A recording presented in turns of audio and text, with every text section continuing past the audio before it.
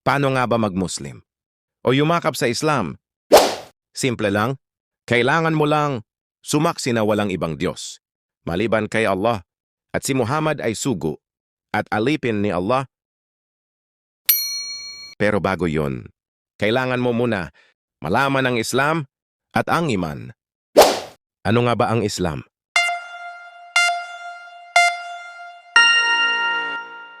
Ang Islam ay diin ni Allah, o mas kilala sa tawag na relihiyon, batas, way of life. Mayroong haligi ang Islam. Number 1. Shahada. Ang shahada ay pagsaksi na walang ibang Diyos, maliban kay Allah, at si Muhammad ay sugo at alipin ni Allah. Number 2. Sala. Ang sala ay pagdarasal ng 5 beses sa isang araw. Number 3. Zakat. Ang zakat ay charity para sa mahihirap. Number 4. Psalm. Ang psalm ay pag-aayuno sa buwan ng Ramadan. Number 5. Hajj. Ang Hajj ay ang pagpunta sa Makkah 1 beses sa buong buhay. Natapos na natin ang haligi ng Islam. Ngayon naman ay ang iman. Ang iman ay pananampalataya o padiwalad.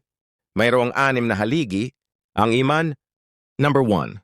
1. Paniniwala kay Allah, na si Allah ang nag-iisang Diyos. Number 2. 2. Paniniwala sa mga anghel, na ito ay nilikha mula sa liwanag at hindi ito nakikita ng tao. Number 3. Paniniwala sa mga kasulatan, gaya ang Torah ni Musa, Injil ni Isa, Quran. Number 4. Pero paniniwala sa mga propeta, gaya nila Adam, Noah, Ibrahim at Musa, Jesus at Muhammad. 5. Paniniwala sa araw, ang paghuhukom. Si Allah lamang ang nakakaalam kung kailan ito magaganap. Number 6. 6. Paniniwala sa tadhana. Lahat ng nangyayari at mangyayari pa lang, ito ay nakasulat na sa tala ni Allah. Kung lahat ng ito ay iyong pinapaniwalaan, walang halong pag-aalinlangan, pwede ka na magsyahada. أشهد أن لا إله إلا الله